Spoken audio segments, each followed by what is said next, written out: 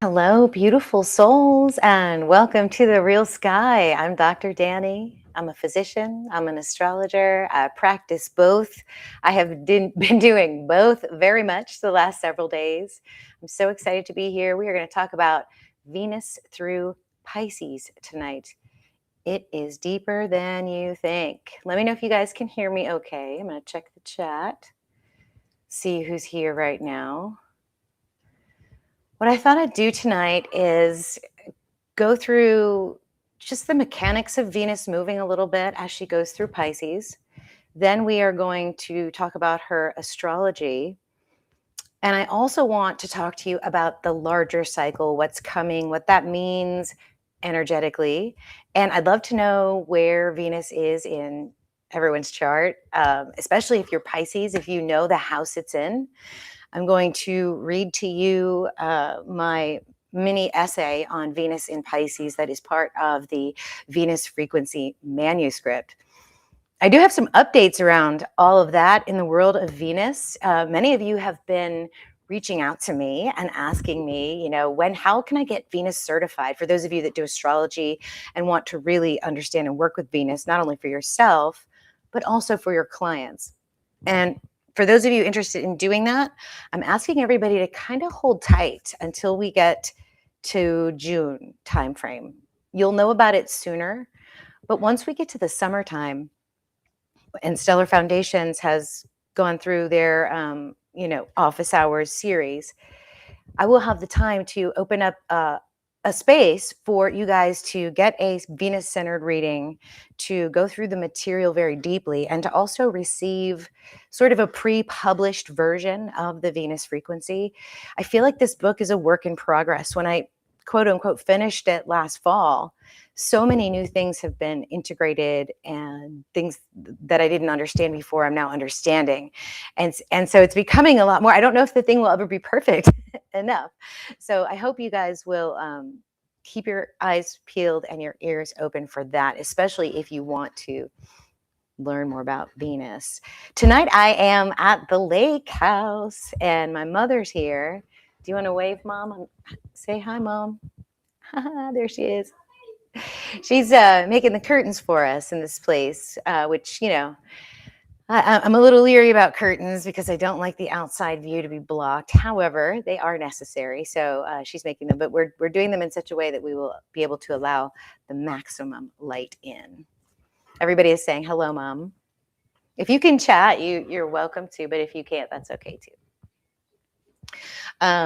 Let's see what else. I've been working like crazy, getting some readings done. They've been really, really special. I've gone through this amazing transformation during this eclipse and over the past couple of lunations, and my readings are so on fire. The all of the knowledge is still there, but the intuition is really opening up for me, and I'm able to lean into it a lot more and get some really good results. So I'm very excited about that.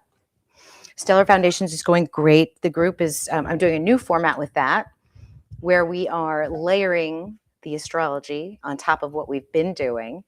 And they're doing great. I mean, the whole idea of the eagle and the lark, the eagle learns all the knowledge and all the data, and then the lark brings their intuition in. And so we're working on both side by side, and it's really, really beautiful.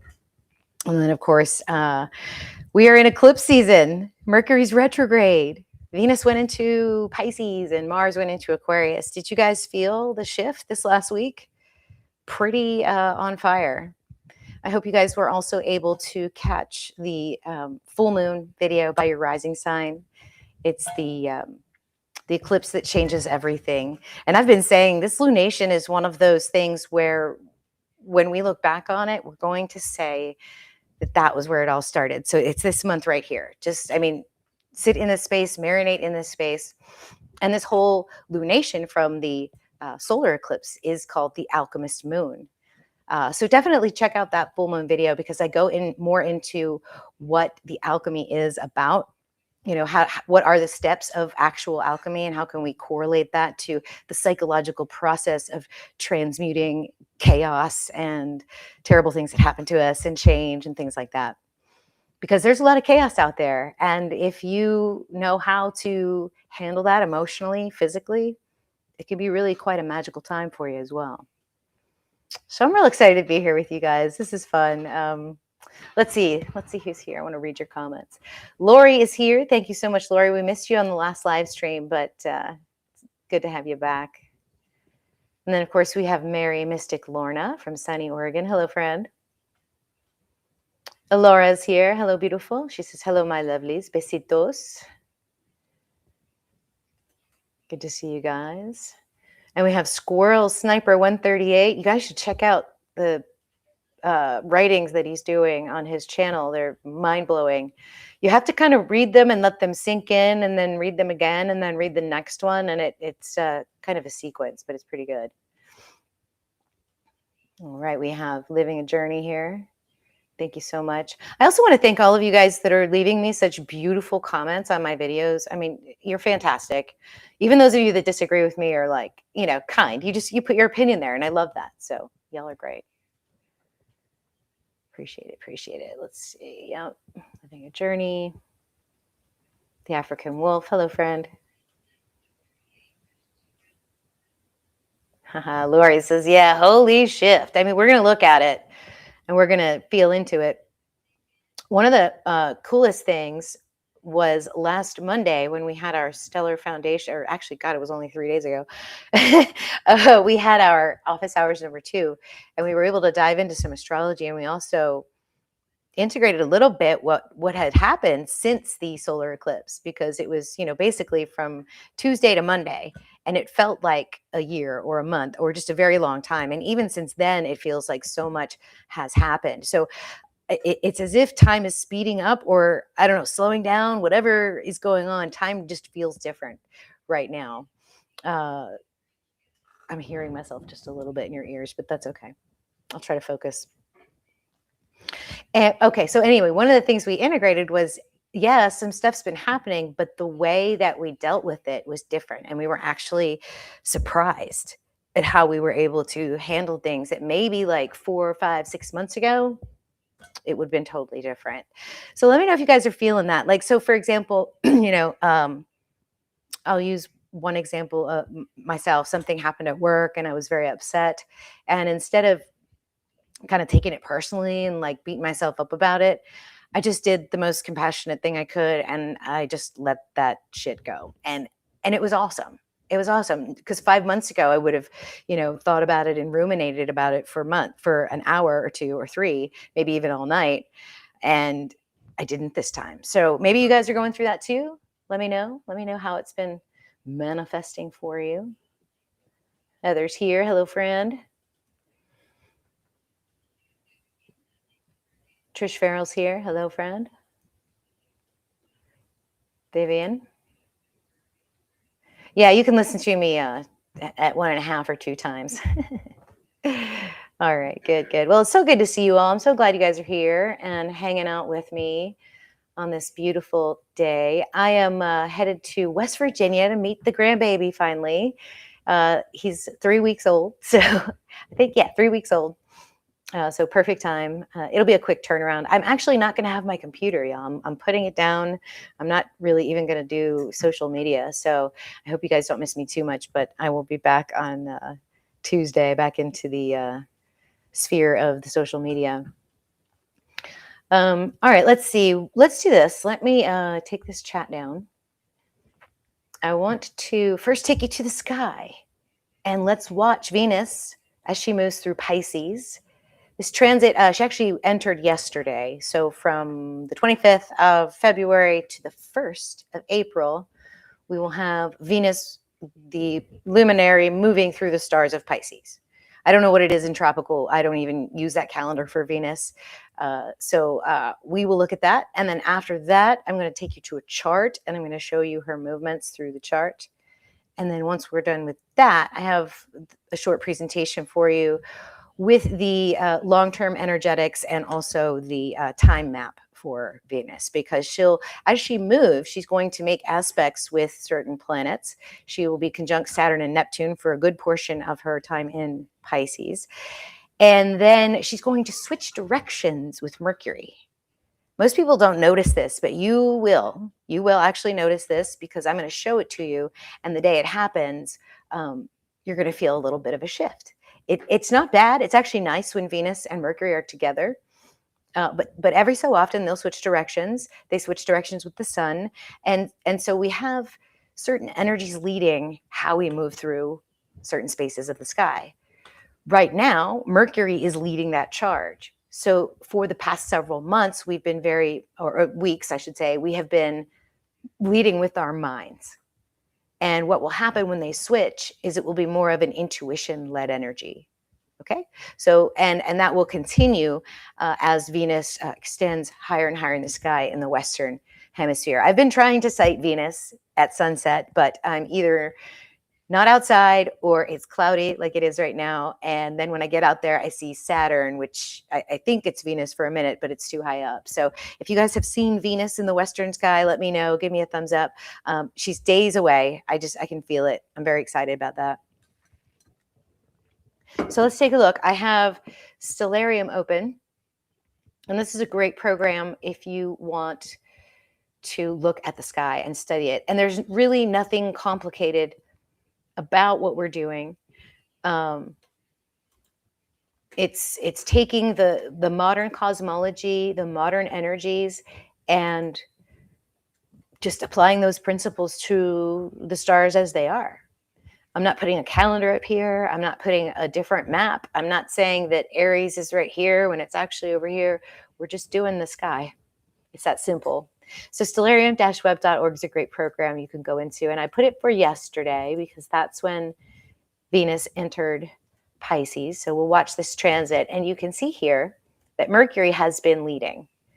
And what will happen in just a couple of days, actually, because Mercury is retrograde, they switch places. So this conjunction is happening tomorrow, actually. We're going to switch. We're going from leading by mental energy and thoughts and thinking to leading more with intuition, which helps us live in more flow. And we need that, really, navigating the waters of Pisces. It's very dreamy, very artistic, soul-guided, intuitive energy. And many of us have been having very vivid dreams, visions, as Mercury has moved through Pisces, now direct, station, and now retrograde. Mercury will actually go back into Aquarius and light up the mind and the energy, but that's for later. So Venus will enter Pisces, switch places with Mercury, and then she will make her conjunction with Saturn and Neptune at 10 degrees of Pisces, which is the equinox point. So I think the tropical astrologers will say Venus is in Aries. We're not ready for that yet. we won't be until April. And trust me, I'll give you the real download on Venus in Aries. It's really, really beautiful and fiery energy. But first, we have to go through this. So from the 8th, we're here on March 8th, March 9th, March 10th. That's Mom's birthday. Venus spends a lot of time here. This is a big constellation. This is like 44, 45 degrees, maybe 42 degrees, depending on which system you use. And so it will take a minute for her to move through here. And by this time, she absolutely will be visible. I can't see how we would not be able to see the goddess, which I think it's very interesting that her visibility shows up when she's in the water sign. Last year, when Venus was here, she stationed retrograde and went through that 21-day retrograde period, disappeared for 8 days, the descent of Inanna, and was reborn as the morning star. And on January 6th, just a month ago, Venus reconjoined with the sun in the superior conjunction and began a new evening star journey. This is still the beginning of the Venus cycle. This is like the quickening now, because once we can see her in the sky, then it gets really, really juicy and awesome, really creative, really full of just a lot of energy, high vibration, especially with Pisces. So this is March 14th, and that's when the sun actually enters Pisces. So we'll watch Venus a few more days here. Chiron's in here as well. I think we can find Chiron with this software. Chiron, yeah. So there's Chiron in Pisces. And this will be interesting as well as she makes her conjunction to Chiron. And then just a few days later, April 1st, Venus enters the small constellation of Aries. So this is the transit we'll be watching. And then there's also angles and aspects that are dynamic that Venus will be making with the planets, or the luminaries. So let's look at the sky. And we will go to the 25th, which was yesterday. I have this software set up so that Venus stays on the ascendant. So if you check ascendant Venus and then hit save to settings, or have a Venus setting or whatever, you go back to the main, and no matter what time it is, Venus will be at the ascendant for you. So we're going to do that. We're going to go day by day. And there is Mercury retrograde. This is tomorrow when they make their conjunction and switch places. And you can see that's pretty quick.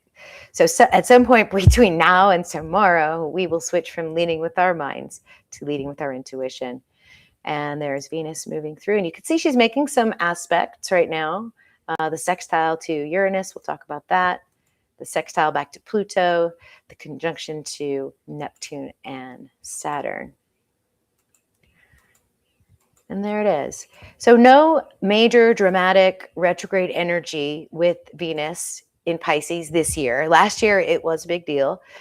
This year, when she goes retrograde in October, all the juicy energy will be in Virgo. So she's making her transit. This trine to Black Moon Lilith is nice. And then the square to Jupiter, not a bad aspect at all. We will probably leave the rest of Pisces for the next Venus video because, again, about 2 weeks is good to get into the rhythm of what's going on. And then on April 1st, she enters Aries. Okay, so that is the Venus transiting through the sky, through the chart. Let me see how many of you are here. We've got 23. Perfect. I just want to see if anybody new came in. All right. Beautiful, beautiful. Wellness asked a question. I'm just going to kind of answer it as we actually, maybe I'll stop sharing real quick and we'll just, if there's any new questions beyond that. Is Venus associated with Lucifer? Venus the planet, or Venus the mythology, Venus the numerology. I've seen Logan do some decodes where he associates Venus with Lucifer, the morning star, because that's what the light one, the bringer of light. So it could be. But I don't know if you associate any sort of like shadow energy or distortion to the word Lucifer. I don't know. Venus in general doesn't really have that type of distortion, like as being evil or malefic. Quite the opposite, actually. In astrology, they call Venus the billionaire planet. And a really great book that or essay, it's a long essay that you can read. It's by Parvati Kumar, and it's called Venus, the Path to Immortality. And he explains in that essay, he describes Venus by comparing how other planets achieve their enlightenment. And I love that, because that helped me really get to know the planets in a big way and in a good way. Like, what is their path to enlightenment? What are they trying to teach us? And I love the comparison between like Mercury and Venus, the two morning stars, the two evening stars, where Mercury is associated with the left hemisphere of our brain, with thinking, with logic, with analysis, with categories. And so when you're thinking about that, you know, what are the words? How do we make associations? Whereas the right side of your brain is more spatial, it's more artistic, it's more intuitive. Mercury attains enlightenment by exchange of knowledge, information, transmission of truth, and Venus attains enlightenment through experience of the senses. She's here to experience what it's like to be physical and transmit that back to source, because there's no way that source or soul or spirit can feel what it feels like to be physical. And so a lot of the things we associate with physicality, second house, Taurus, Earth, are Venusian energy. Is that evil? I mean, I don't think so. I feel like working with Venus energy has allowed me to tap into a very creative part of myself that's allowed me to live my best life that is also soul guided. And I don't think that's a bad thing at all. And I think it can help everybody, really. But that's a good question, Well, thank you. Trish Farrell, your Venus is in Virgo. Holy smoke. It's going to be intense for you. Whether it's good, it just depends on how you deal with and work with that intensity. But just keep watching. I'm going to show you what the energy will look like shortly when we get to the presentation, because I want you to see that as we look towards the long term. Oh, and then at the very end, I have a fun little, not a surprise, but a fun little piece for you. Vishal finally finished the video portion of the theme song, Dr. Danny, Physician of Stars, and it's really good. So I'm going to play that for you guys at the end, so make sure y'all stick around. Wellen says, Venus, the plan, because you refer to it as the morning star. It can be morning star or evening star. And some cultures didn't even have like a feminine energy for Venus at all. Whenever Venus would go retrograde, that's when they would plan their military campaigns. There's a very intense and warlike energy to Venus when she's retrograde. So Heather has Venus in the 5th house in Virgo, and it's also her chart ruler. Wow. Yeah. Holy smokes. Yeah. We're going to be watching. We're going to be working on it together. Like I said, the Venus program that I want to do this summer will be very useful for a lot of you guys. Those of you that are not in the Yoni Magic, that want to learn more of the astrology rather than the energy, that's going to be a great course for you guys. So yeah, just hey, we're gonna do it. We're gonna do it. And then Moio has Venus in the 6th house, and it is in Aquarius. So you're experiencing the eclipse energy, and then Venus just transited over your natal Venus. So that means you had a Venus return. I also write about that in the book. So yeah, this book is going to be so good. But I feel like I need a group of people that can understand their Venus and then give me feedback on the book. I think that's how I have to do it. So we'll be doing it that way.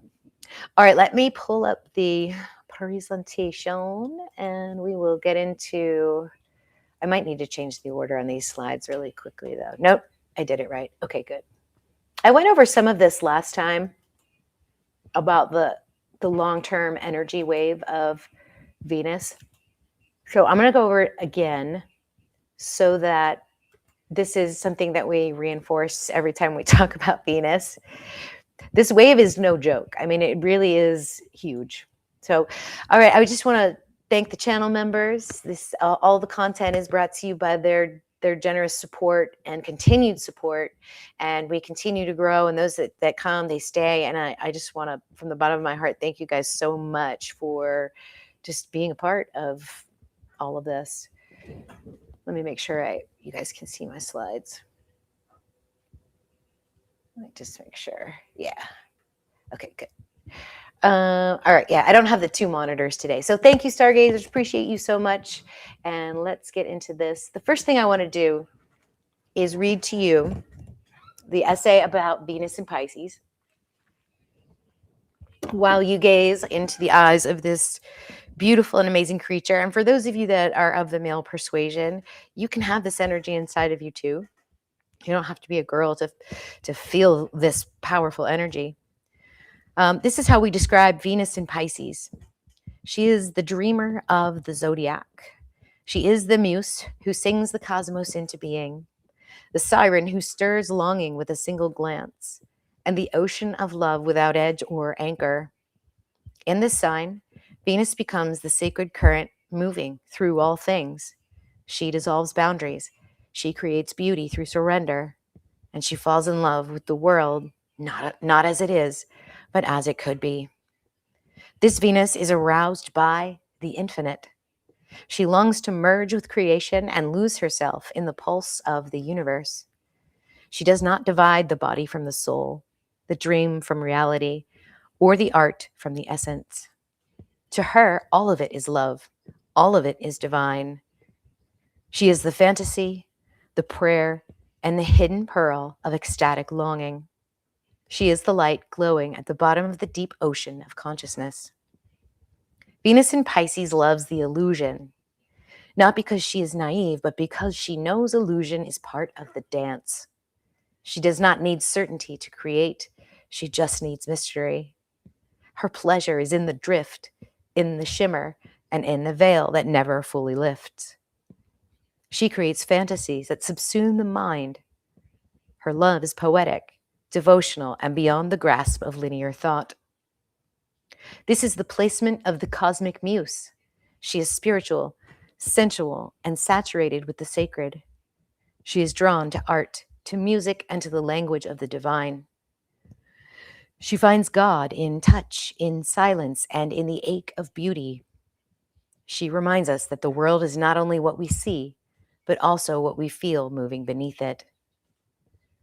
When blocked, Venus in Pisces may lose herself in distractions or dissolve into heartbreak. She may struggle to distinguish fantasy from reality or confuse idealized projections with soul-deep love. She may fall for potential rather than presence. She may begin many things and complete none.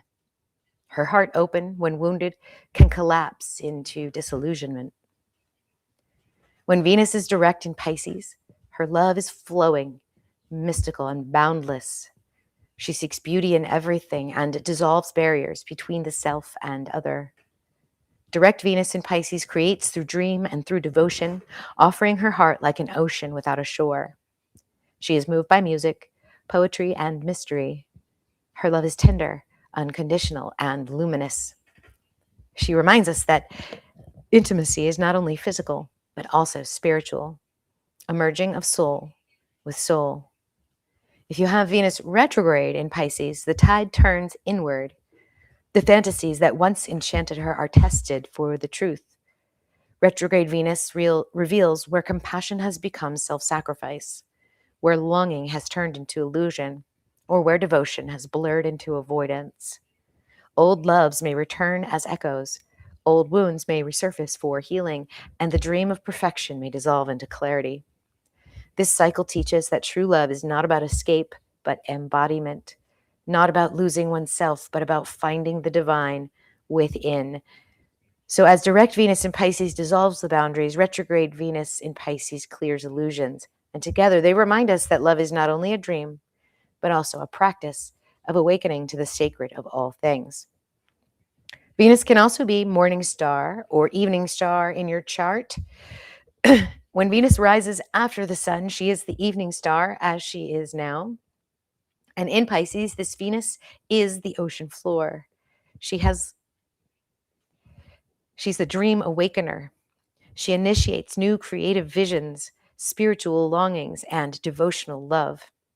She arrives with inspiration, freshness, and a tender hope that the world can be made whole again. Her light is soft but undeniable, and she sings new frequencies into form. When we have a morning star, We have a Venus that has loved and lost. She has seen illusions dissolve and has found meaning in the aftermath. She is not afraid of grief. Her beauty is steeped in wisdom, and her devotion is born of having been undone and choosing to love again. She moves like a prayer through the water. So when Venus is transiting through Pisces, the collective is washed in poetry. Love becomes spiritual and less defined. Beauty softens and boundaries blur. We are invited into the dream again, to feel more deeply, and to remember that we are made of stars and stories and the sea. This is the season when fantasy becomes medicine and prayer becomes art. Relationships are infused with longing and grace. Venus in Pisces does not ask for certainty. She asks for trust, for surrender, and for the willingness to believe that there is always more that can be seen. So let yourself drift. Let yourself be undone. Let yourself remember the light at the bottom of the ocean of consciousness. There is a frequency beneath the noise that only your heart can hear. Follow it, create from it, and love as if the universe itself were whispering through you. So if you have Venus in Pisces, or you're living through a Venus in Pisces transit, you're being called to feel it all. You're being asked to surrender to the deeper tides and to trust the subtle currents. So this isn't really a time for logic. It's a time for faith, letting the divine speak through you and letting your love become a prayer and letting your longing become creation. Woo, so that's Venus in Pisces. I told you, it's deeper than you think. This planet is associated with a lot of numerology. It is associated with frequencies, cycles that bear out this numerology. And one of those is the golden spiral. That is also associated with the Fibonacci sequence. I'm not going to bore you guys with the video of the Venus star point, but this is what comes out of Venus's movements. And I've done a lot of decodes on Venus. The spirit does not need me to do that anymore. If you want to go back and look at my mega decode playlist from last year when she was in Pisces, we broke down a lot of things about Venus, her mythology, how it ties into the numbers. I use the Phi cipher quite a bit. And one of the things that came from the last cycle we did was this timeline. This seemed to be very, very useful in terms of decoding and anticipating the frequencies that we were moving towards. And what you'll see here, I'm gonna break this graph down for you because we're gonna look at it every time we talk about Venus, and it should become a second nature type of thing as we get closer to October. These colors are not the signs of the sun. Okay, so this is not our calendar of Pisces, Aries, Taurus season, Gemini season, Cancer, Leo, Virgo. This is the seasons of Venus. So the colors will tell us what constellation Venus is moving through. And we are right here, right before the lunar eclipse. On April 1st, we will move into Aries. On April 17th, we will move into Taurus, etc., etc., etc. Okay, so you guys can get that. Hopefully that is self-explanatory now that you understand what the colors and these symbols mean and the dates underneath of them. It gets really magical midsummer because Venus will spend about 3.5, 4 months in Virgo, while most of her transits are weeks long. So we will be diving a lot into Virgo energy. I feel like Spirit has been preparing me for the argument that Venus is the domicile ruler, energetically at least, of Virgo. Her other sign is Earth. Why can't she be in the Earth sign? Yes, Libra is balance and harmony and beauty, but Virgo's real, Virgo's feminine. And I don't think that Mercury is a good energetic or resonant ruler for the mysteries of the divine feminine. I just don't believe that. So we will definitely dive into that again as we get closer to that. What you're seeing here with these circles, friends, are the lunations. And each black mark here indicates the new moon that is associated with that lunation. So we are in the middle of this eclipse lunation here.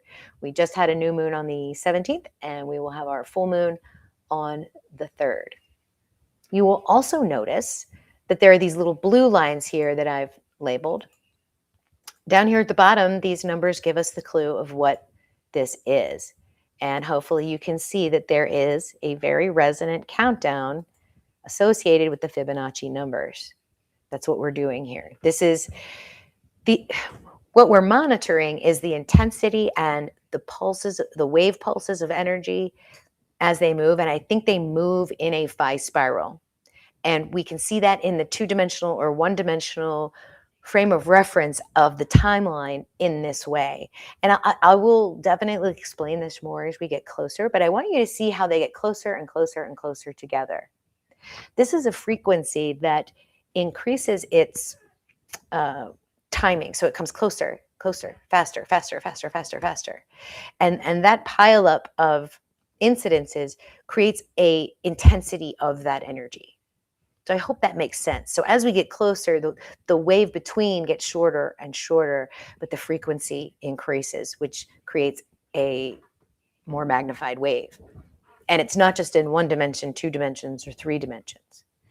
And here are the dates. So the 23rd is the day of the inferior conjunction of Sun and retrograde Venus. That will be the peak or the full moon of Venus's cycle. When we go retrograde, this is a 21-day period of time, and Venus will disappear for 8 days. This is the warrior Venus. This is so intense. We will get there, though. We're not there yet. We are just drifting in the dreamy waters of Pisces right now. So that's what we're going to explore today. But let's look a little deeper at this energy. If we think of it as a frequency wave, this is what I was describing, that each time a pulse or a ripple from the event that's happening in the future comes towards us, it's closer and closer in terms of time frequency. And this is representative, two-dimensional representation of that Fibonacci/phi wave. And when I say phi, I mean the golden phi. So here it is without all the dates and the lunar cycles. We're looking at as it travels through time. So that's two-dimensional. We can look at this three-dimensional, and then our timeline becomes this arrow here. Okay, and there's even one more dimension that we can pop out and look at this as. And that's what we're doing with the astrology. So this is the phi star that Venus creates with Sun and Earth as she moves through her orbits. And what's so cool about this structure is that you can draw it into infinity. So we can go down into here and we can keep drawing stars and pentagrams all the way to the Planck length, which is the smallest measurable unit in physics before the laws of physics break down. And it's very, very, very small, but you can still draw this structure. This whole structure could be the size of a Planck. And then it also extends outward infinitely. So it's an infinite, but as it goes towards the Planck length, there is a phi compression that happens. And this star is resonant with phi because this length is phi to this length is phi to this length. You see, so it follows that same pattern all the way down. And what we are moving towards is a compression point with planet Venus on the 23rd. It is an energetic compression point of the phi wave being compressed. So this is manifestation. This is, if you think of the star as a representation of what the structure of ether might look like, and the golden spiral compression is your thoughts, your intentions, your prayers, your wishes, your worries, everything that you think into manifestation, either through emotion or action. It gets compressed into this structure and becomes solid matter. So that's why Venus is the planet of creating things. It's because of this mathematic resonance, and I think it's stunning. I'm convinced that God is a mathematician. So there it is. I mean, you can't deny that these structures come to being because of this mechanism.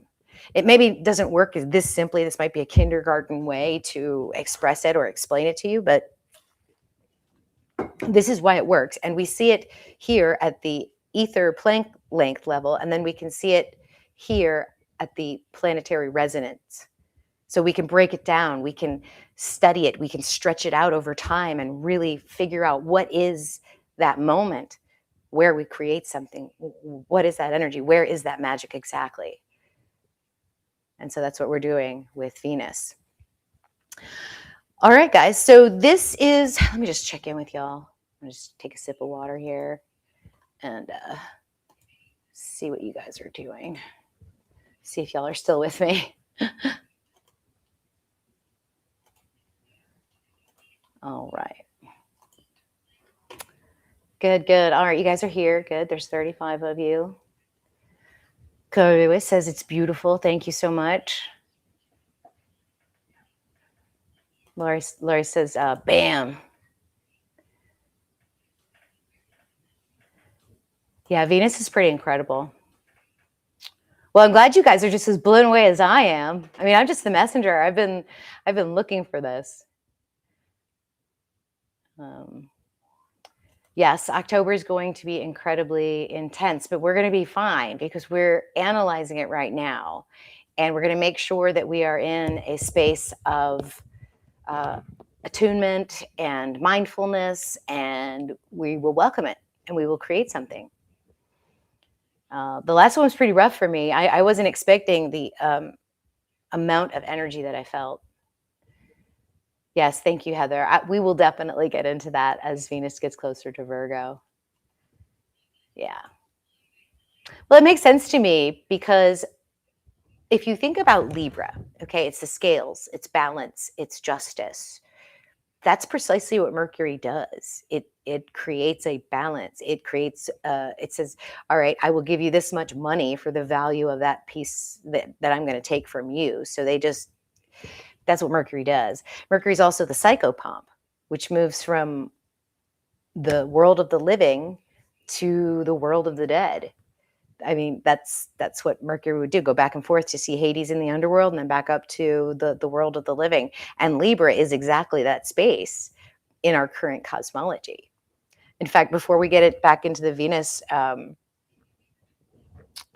presentation, before we get into that calendar, what I'm going to do is take you into Stellarium and I'm going to show you Libra, how small and quick it is, and how it is basically the portal from the underworld to the world of the living, regardless of which way you go.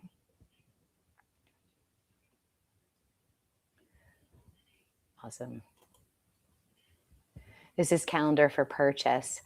No, actually, I should show you my old ones. I did them by hand, and I would put I would just use markers and then my ruler.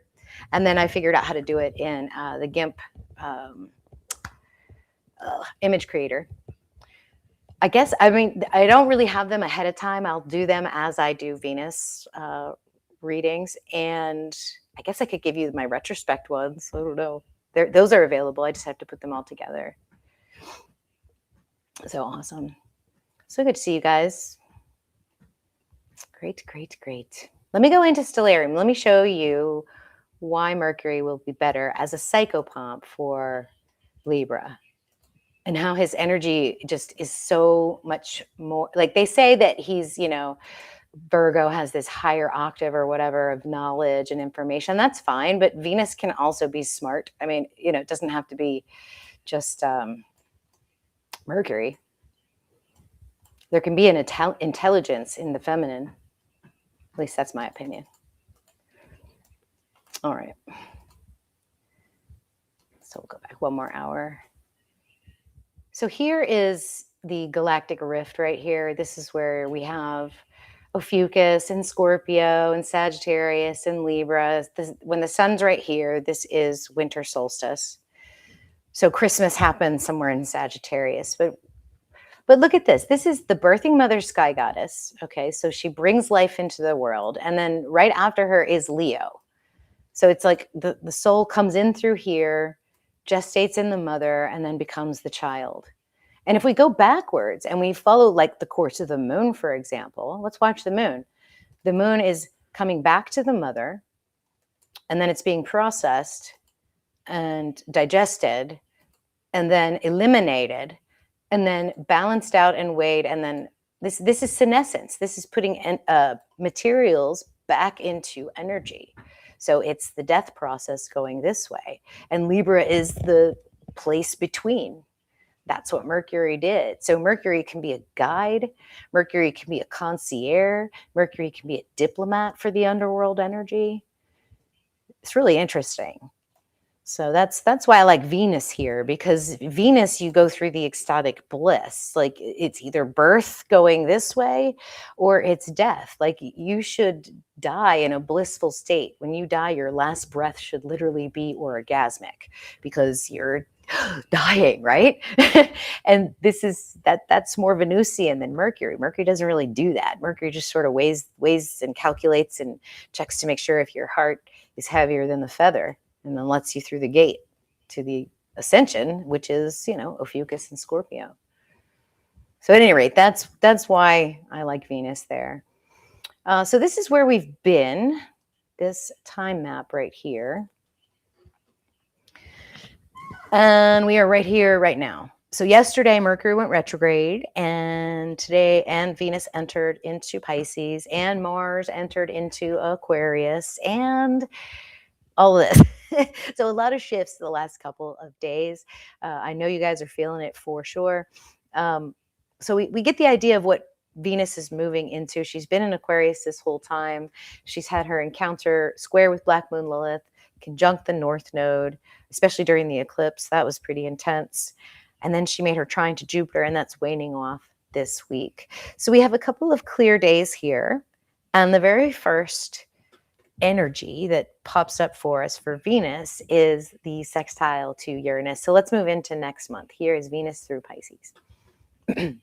So Venus sextile to Uranus. Uranus and Venus are such good friends in the zodiac. Venus, for example, has such a strange orbital mechanics, and so does Uranus. Venus, for example, when she turns, so we turn from east to west, she turns from west to east. The sun rises in the west on Venus. And so that's kind of weird. Imagine like waking up and the sun rising in the west and then setting in the east. The other thing about her day is that it's longer than her year. So when she moves through her cycle, they haven't even gone through one day. It's a perfectly circular orbit around the sun, or the most circular orbit. Venus has no moons. Uranus has rings, and Uranus is 89 degrees tilted on the ecliptic. So it's sort of laying out there a little bit cockeyed and sideways. And the mythology is that Venus Aphrodite was born from the severed genitals of Uranus. And they were severed by Kronos, who's Saturn, the son of Gaia and Uranus.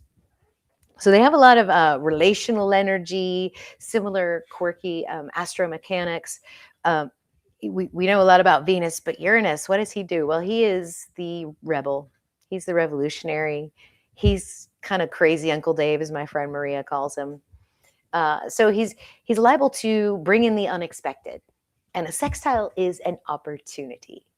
So with Venus's high-minded, graceful, kind of flowing in the energies of Pisces, to feel a sextile to Uranus feels almost like an unusual love, an unexpected romance, an unexpected creation, or really just kind of breaking free from that which has bound you, right? So what's holding you down? What is keeping you from fully expressing yourself? There's an opportunity here to do something strange and wonderful to break free from that with Uranus. I just love these two together. I feel like this first week of first week of March is going to be very nice in terms of feeling creative, feeling productive, feeling like you are in the flow. And I feel like it lasts pretty much all the way until the mid-March. This will last from the 28th to the 11th. In the meantime, between that time frame, Venus will also pick up and be within the orb of Saturn and Neptune. Now, Venus and Saturn together are really nice. I think I can show you this if I whip out my pen here. If you look at the symbols of Venus and Saturn, Venus is the spirit into matter, right? So you have the circle and the cross. And then Saturn is the cross with the serpent. You see that? So it's like using matter to control the serpent, bringing spirit into matter. So these two can work really nicely together as long as it's in integrity, as long as you're considering what the legacy would be. So The other thing too is Neptune's right there, so that changes things. Venus and Neptune are octaves of one another.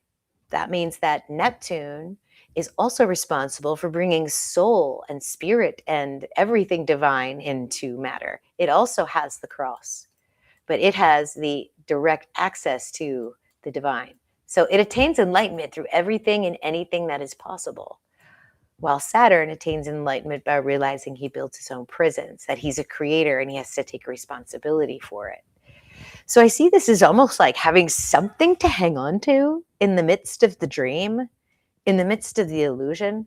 Something will come down, come in, come up to anchor you. It might get a little bit wild until you start feeling the Saturn energy. So I would just sort of hang tight, through this eclipse, stay as positive as you can, and then wait for Saturn's influence to pick up, because it lasts until the 15th, and it'll feel like there's something to hang on to there.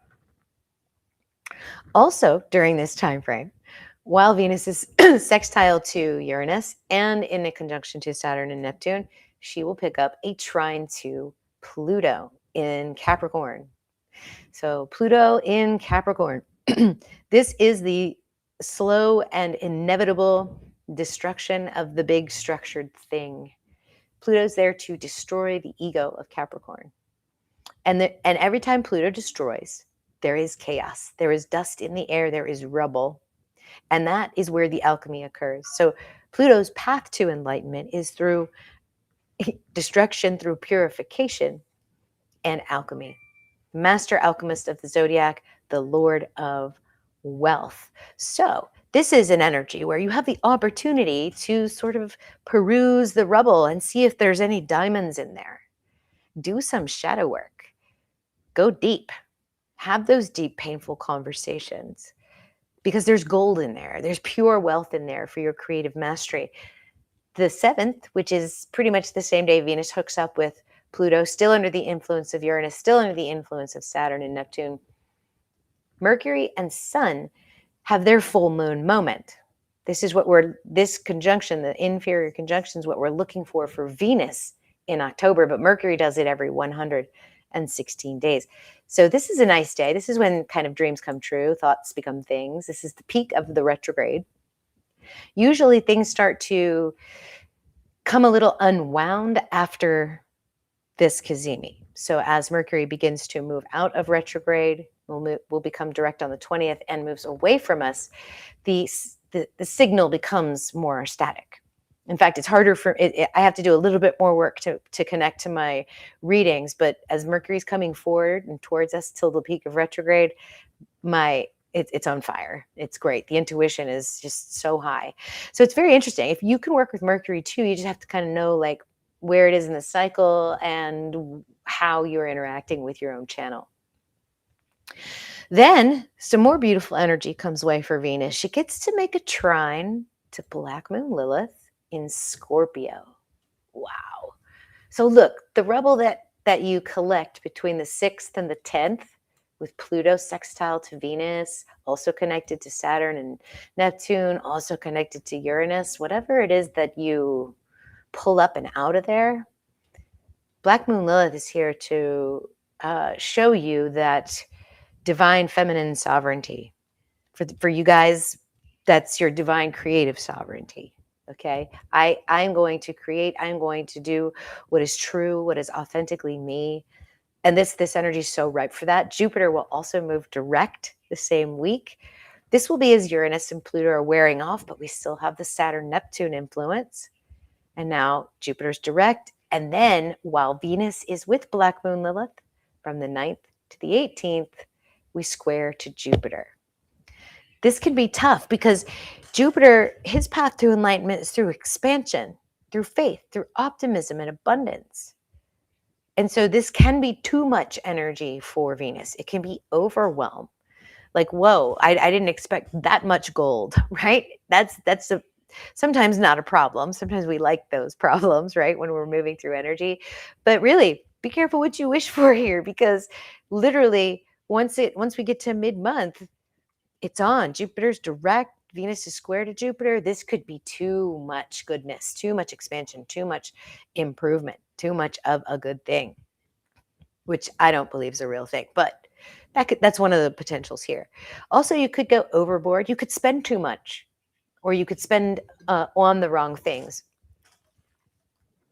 But you really shouldn't be buying too many really expensive things while Mercury's in retrograde. You want to wait till after Mercury's retrograde to buy those things. So maybe that's the tension. Like you want it, but you know you have to wait until Mercury's direct.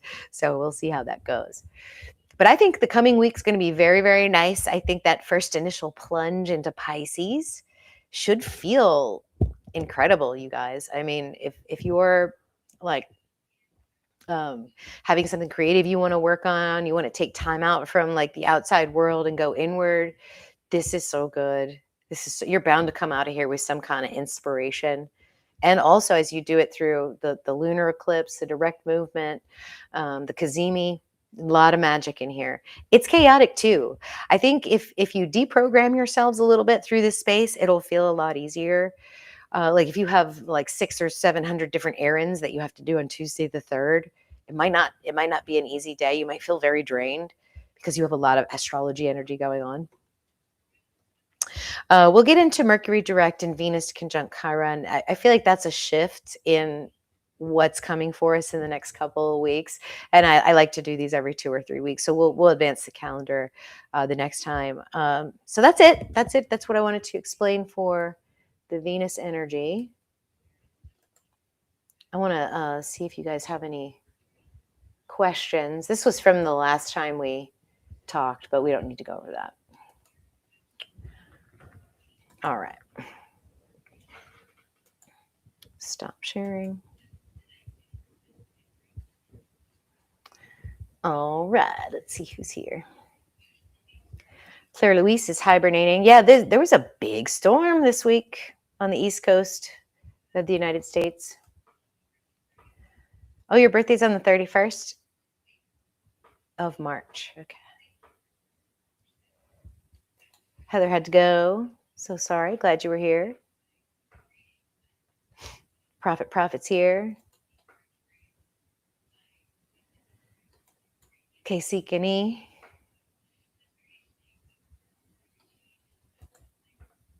How can we make calendars like this for our charts? You can sort of do it in True Sky, but it's not. I would love it if there could be a software program that could do that for me. That would be so amazing. You guys want to see what I actually do to make these things? Here's what you can do in the True Sky chart. Like if you want to just look at a transit graph. But the thing that frustrates me a little bit about it is that you really can't format it so much. So if we want to do like 3 months, and let's say we go from like that, we'll calculate, see if we can do it. Oh, it's too large. Let's do February 2026, and we'll forecast to May. Maybe that's it. For ranges over 1 month, please disable transiting moon. Okay, so already there's problems with it. I'm sure I could figure it out, but anyway, that's why I do it by hand.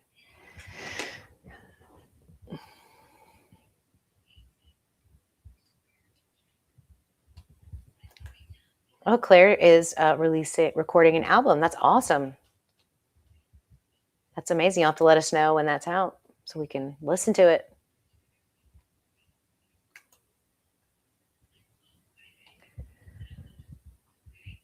Casey Kenny agrees. Yep.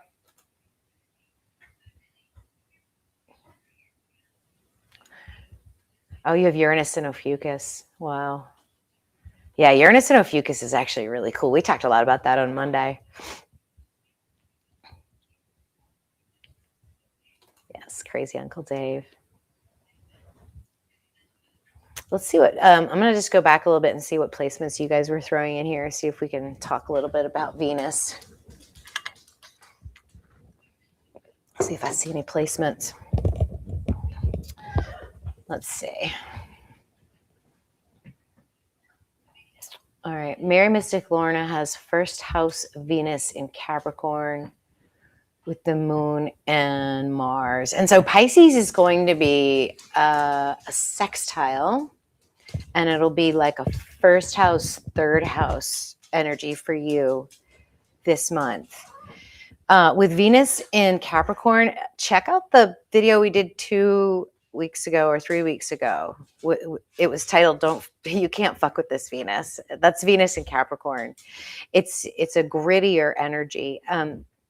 What I love about Capricorn is its literal ability to transform itself through sheer will and thought. If you imagine Capricorn, the goat fish, right? Think of yourself as the fish sort of swimming at the bottom of the ocean, and you don't see anything in front of you. You're just sort of floating around like Dory from Finding Nemo. Just keep swimming. And all of a sudden you see a light beyond the shore. You see the light at the top of the mountain. And you know in your soul you need to get to that light. But you're a fish right now. But you have to get to that light. So how do you get there? Well, you learn how to breathe air instead of water. You turn your fins into feet and hands and claws, and you climb out of that water. And then you make yourself furry so you stay warm, and you start to climb that mountain. You literally change yourself to achieve that thing. And so that's it. That takes a lot of grit. That takes a lot of staying power. It's ruled by Saturn. Again, if the divine inspiration for you to create is shining through Capricorn energy, that Venus can create anything she wants, especially with Moon and Mars, because Mars, his divine mission is to enact the will of the creator, and Venus is the creator. So that is an amazing placement. And so that first house was willing to do anything and everything. And so now you have third house, Venus moving through your third house, Saturn and Neptune in your third house. You probably feel like you want to write poetry, or thoughts and feelings come through writing, or maybe expressing yourself, or maybe even singing, because Pisces can be really creative, performative art even, I would think. So thanks for sharing that. Let's see. Any Venus placements? I'm just trying to see if I can find any.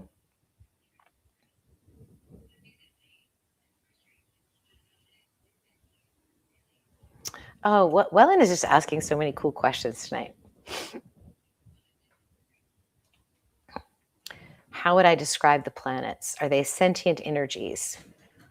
Well, from a pure scientific perspective, I don't really know. I mean, I haven't been to the planets. I only have the evidence in the field as to what they are.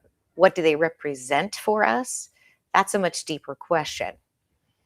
Because when you think about astrology, when you think about what it means to the human being, the night sky has always been a huge part of how we relate to things bigger than ourselves, to things that we can't control, to things that we can't explain. So the planets, when we watched them, they would move and they would go back and forth, and then we would associate certain events or things with what's going on, with what the transit is. When you have that, you make those associations, then you tell those stories, and then the people begin to project and associate a certain energy with a certain field of stars. And that's what they represent. That's what they are. We have these deep subconscious grooves. If we lived inside of a disco ball and the disco ball lights were all different shapes and sizes, we would still associate these archons or these archetypes with certain parts of our disco ball. Okay? That's what we would do. And I don't think there's anything wrong with playing with these interpretations as we go through shifts in our cosmological viewpoint and age. I don't think there's anything wrong with discussing that or thinking about those things, like shifting Venus into Virgo. I don't think there's anything wrong with that. When planet Uranus showed up, 200 some years ago, can you imagine all the astrologers sitting in the cave or the hidden bunker saying, there's this new planet, like, what does it mean? What should we say about it? And the name of it, even though it may have been inadvertent, or maybe just because it was the pantheon of gods and they decided that that was going to be its next name, the next name of the next planet they discovered, it held that archonic groove for us. It it was a perfect addition to the story that we already had. I like to envision them as characters that my soul gets to play, and that my representation is a combination of those characters, developed even further by how they relate to one another and where they actually live in the natal chart. So, for example, Jupiter in the 10th house, right? That means something very different than Jupiter in the 4th house. But Jupiter is still that kind of, I just imagine like somebody who's very happy, who's very warm, who's very fun to be around, who is a yes person. So whenever like an idea comes up, there's like, yes, let's go, let's do it. And Venus for me has 13 different characters because I have explored this energy through each of these parts. So she's even subfractalized in my own cosmology. But great questions, very thought-provoking, Wellen. I think there's nothing wrong with developing your own way to look at them. Mary Mystic Lorna said she has had a Venus sighting. That's wonderful. Then she's actually here. She's up. And then we had a Venus in Virgo with Trish. Venus in Virgo is like the Earth. This is going to be opposite. So you'll be having a Venus opposition as she moves through Pisces. And so just, how do you bring the practical into the mystical and vice versa? When you have a Venus-Venus opposition, Pisces, Virgo, again, you mentioned a little later that there was a lot of trauma patterns that you were healing for the ancestors in the mother line. That's so Venus energy. Venus in Virgo is the representation of those initiatory transitions that the feminine has to go through. Losing the virginity, first intercourse, menstruation, pregnancy, birth, menopause, all of those complete transitions, those are very much right up the alley of Venus. That's why I love her for Virgo. Let's see, who else? Another Venus in Capricorn, Leo Venus, 11th house. So Leo Venus is pure fire. She reminds me of Sekhmet from Egyptian mythology, one who is sent by Horus to kill humanity because of their evil ways. And then when he saw how much she was destroying, he said, whoa, pull it back. We have to bring her back. But they couldn't control her. And then she was tricked by Thoth, or the Mercury character in the story, to drink red ochre dyed beer. So, and she thought it was blood, so she drank it, and then she got drunk and stopped killing everybody. But this is a fire energy. This Venus can be very possessive, can be very jealous. But I don't know. Leo energy is very sweet and heart-centered and lovely to me. I think it loves to be loved. I think this Venus loves to be adored, loves to be sought after, loves to even be chased. In her, maybe in her highest octave, I can see her as sitting on the queen, maybe on the throne as a queen. I see, like, if you think about the Queen of Pentacles, that card, that to me is very Leonine energy. And in the 11th house, it means that you could potentially be someone that connects people through that energy, right? You have your boisterousness and outwardness connects a lot of communities, and it's through the energy of love and being creative. You think of creative ways to connect people, actually. So that way, it's almost as if like every community knows who you are. Kind of like Pam Swan with the Archaics and with Decode and with Waters Above. I bet she has an 11th house Venus. All right. Yeah, we are going to play the final video here in just a little bit. I just want to make sure we got everybody's deal. Oh, 5th house. Okay, so here we have a Virgo Venus that is in the 5th house. All right. Again, another opposition, but now the whole opposition is an 11th house Pisces Venus with a 5th house Virgo natal Venus. So it's literally like the axis of, can you surrender to the true radiance so that your light can be seen, so that you can be, venerated and worshipped. I like the word venerate for Venus in Virgo. There's a devotion energy there. Like if you think about what the feminine has to do to bring a human into the world, sometimes and I even talked to somebody today about it, there is trauma. You as a person giving birth, there's a lot of opportunity for trauma. There's a lot of opportunity for bringing up these old patterns. And I often say that the single biggest transition any human has to make is to go from a young maiden to like a first-time mom. And man, much respect for those of you that have littles and have gone through all of this, but isn't this much better energy with Venus there? Like you get to feel hurt and you're not put down because you didn't have a perfect birth. Like who cares? At least you brought in that human. At least you sacrificed your blood, sweat, tears, and soul to make that human and bring it into this world. So Virgo's is very much a martyr and a giver and a devotee.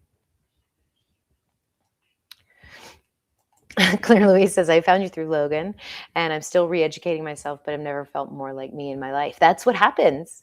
That's what happens when you put on the real and everything else is like, wait, what am I doing? All right, we have a Venus in Aquarius. So yes, if you look at the last Venus video we did Aquarius. This is Venus in Aquarius is really nice energy. I've had a good time working with Venusian energy through Aquarius. Love it a lot. So you're working for the collective in service. That's where your best creative ideas come forward.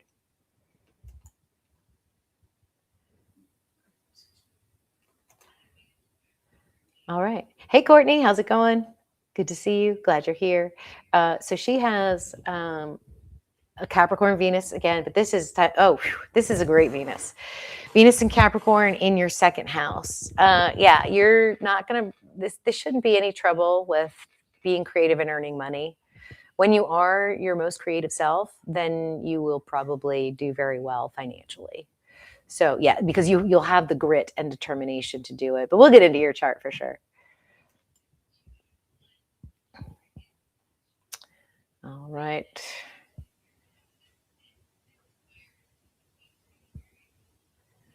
Yeah. I think I got to Wellen's question. Just looking at your questions, just seeing where all the Venus placements are. Oh, I love this. Hello, beautiful beings. She's got Jupiter retrograde sitting in Pisces. Whatever is coming, it's going to be bigger than expected. Yeah, Jupiter will expand most things. I wonder if is it Saturn and Neptune that are over your Jupiter? Are they exact over your Jupiter?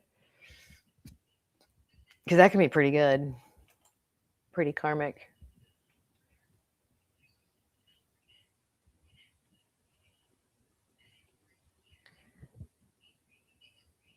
Thank you guys so much. Thank y'all for being here. Appreciate you guys. Yep, October's intense. Good. Okay. All right, I think I got caught up here. Let's see if there's any new comments. You guys seem to agree with me about Venus and Virgo, which is good. And I'm not trying to like buck the system, but it just seems like it makes sense to me. It's also 10 months away from the galactic center in terms of timing. And so if we're thinking about like conception and birth, it makes perfect sense.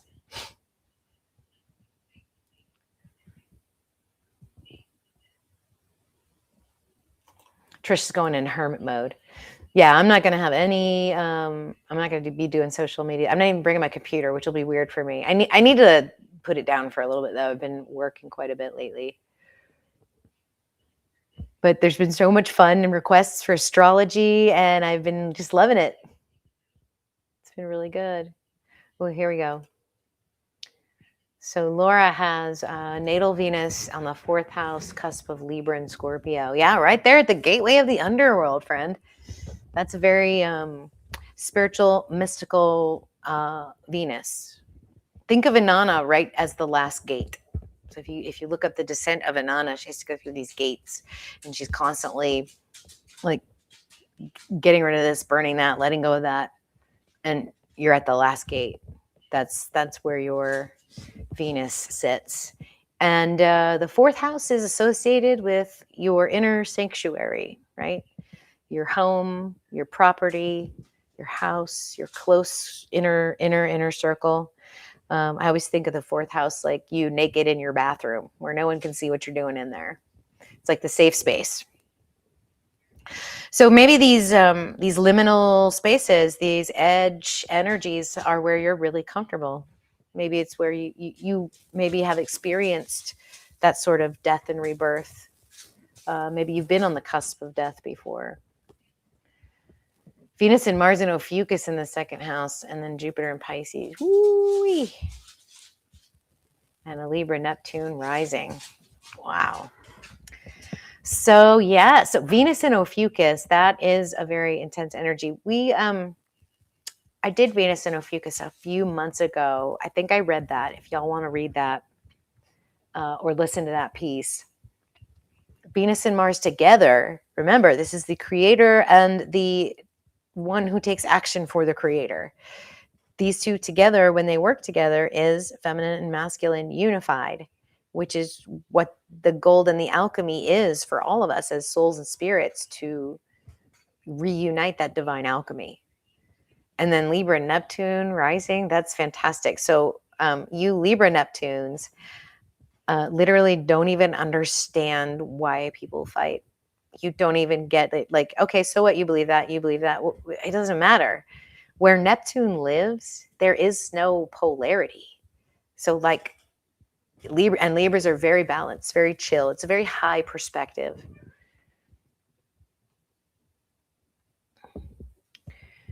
Prophet wants a tune-up on the chart. You can't remember anything. Yeah, we can do a tune-up. Absolutely. Good. Kaki's got some specific placements here. Let's see what we got. So we got a T-square between Ophiuchus, Uranus, Venus, 5th and 2nd, Chiron lead me to combine 3. So one house is not dissociated from the other. Yeah, I'm not sure I can see that. Let's see. So Venus is in the 5th. And an Ophiuchus. You have an Ophiuchus Venus? I don't know. Oh, Venus is in Aries. Oh, that was Casey again. And then Kaki. All right, I'm going to save Aries till next time because we will have an Aries Venus reading. Oh, Venus and Sag. Oh my gosh, you guys, I love Venus and Sag. You love with Venus and Sag. You love so much and you can't help who you love. You can't. Your heart lights up on fire and you go for it. And you guys are typically serial monogamists. And after a while, you're like, why can't I just have this long-term deal? So sometimes you'll either like become celibate and just kind of channel your creative force towards your creative or work activities. Or you will find someone that blows your mind daily. You can't help it. Y'all get bored. It's not that you're bored. It's just you need that stimulation. You need that adrenaline rush a little bit, or you don't stay interested. And new relationships are full of that. Yes, Pamela Swan. Yeah, let's see if Pamela Swan will give us her astrology. Oh my gosh, there's so many comments. You guys are wonderful. Loving it. Oh yeah, I'm gonna try to pop in there and say hi. I should be able to. We'll be in West Virginia. I'll at least have my phone. I can say hi and listen. Should be fun. Oh, your Venus is in Leo. Okay. So that would be square to Ophiuchus. So yeah, so fire meets the transformation. That's good.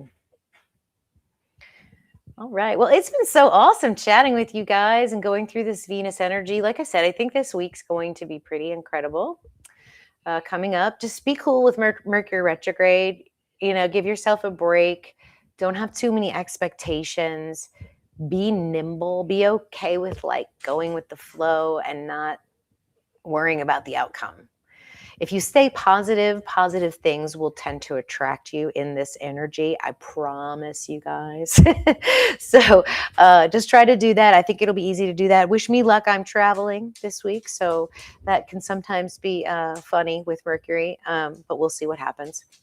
I'm going to be nimble. I'm going to be flexible. I'm going to be happy with whatever happens and grateful wherever I am. So what do you say we listen to the new video that Vishal did for us? The Dr. Danny, Physician of Stars. He did a little bit of a younger version of me, which I'm a lot happier with. So hopefully you guys will dig it. And I'll see you all next week. I'll probably pop in. Maybe we'll do a teaching. I have some things brewing, but I need to take a moment to pause and sit with some ideas and see what will come through for us. So anyway, I love y'all so much. Thank you for coming. Thank you for joining. Please hit the like button if this video was helpful to you, or if any of my astrology is helpful to you. Subscribe to the channel if you're lurking. Join the channel if you're so inclined. Hype the video if that's available. Give love to Lori, the moderator, and all of you beautiful souls. Thank you guys so much, and I'll see you all next time.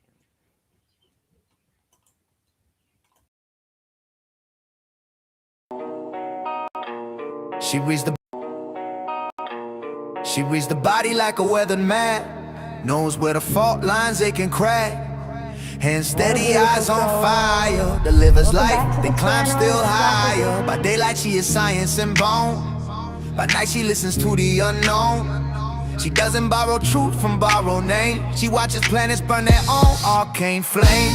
She is the physician of stars, with her feet in the water and her soul on Mars. Counting cycles, breaking scars, midwife for worlds, wherever you are. She doesn't follow the clock or the crowd. She listens to the sky and she listens out loud. Yeah.